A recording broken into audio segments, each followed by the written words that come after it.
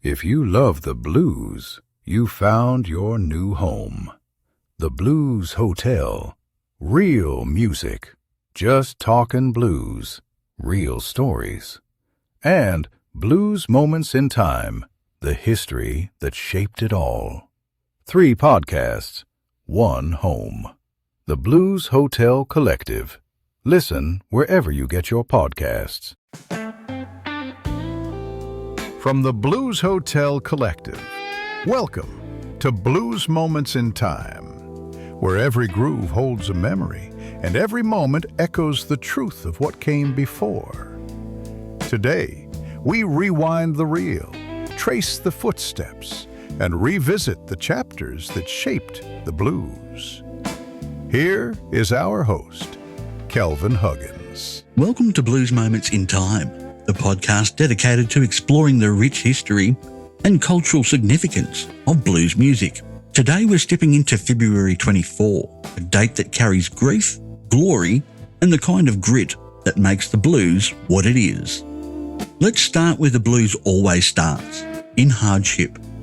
On February 24, 1865, just weeks before the end of the Civil War, the Kentucky General Assembly voted to reject the 13th Amendment, the amendment that would abolish slavery in the United States.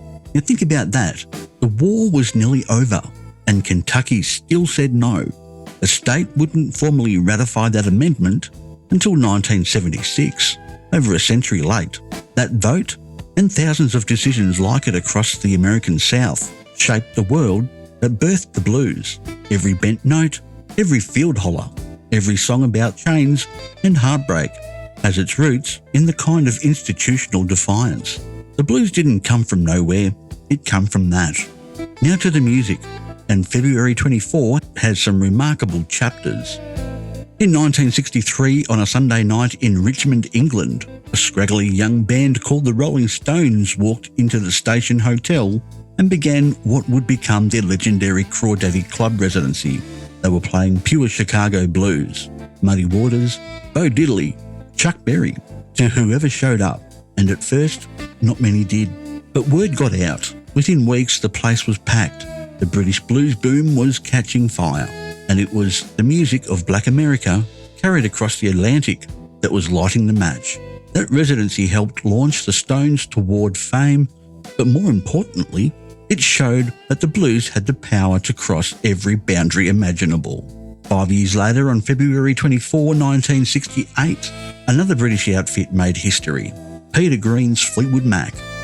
Before the pop reinvention, Before Dreams released their self-titled debut album. It went to number 4 on the UK charts, and it was soaked in the blues. Green had studied at the feet of B.B. King. It showed in every note. And speaking of B.B. King, on February 24, 1987, the man himself walked onto the stage at the 29th Annual Grammy Awards and received the Lifetime Achievement Award. After more than 4 decades of carrying the blues flag, playing 300 nights a year for much of his career, the music industry finally said, "This matters, he matters." It was a moment that gave the entire genre a seat at the table. This date also marks the birth of some extraordinary figures. John Jackson was born on February 24, 1924, in Rappahannock County, Virginia. He spent most of his life working as a gravedigger, never thinking of a music career until folklorists discovered him in 1964 and realised they were in the presence of a Piedmont blues master. His finger-picking style preserved a pre-war tradition that might otherwise have been lost forever. And in 1950, George Thorogood was born in Wilmington, Delaware, a man who would later take the electric blues and drag it, hollering, into arenas around the world. Add to the bone, Who Do You Love? He made sure a new generation didn't miss the memo. And finally, we pause to remember.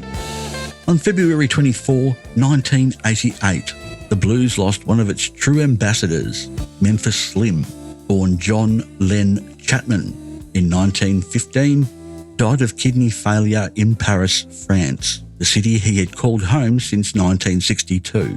He left America at a time when the racial climate made it deeply unwelcoming, to a black artist of his stature. Paris embraced him. He spent the rest of his life bringing the blues to European audiences, recording prolifically, and proving that music belonged to the world. He was inducted into the Blues Hall of Fame the following year. His rolling piano and his voice, warm and world-weary all at once, live on every note he left behind.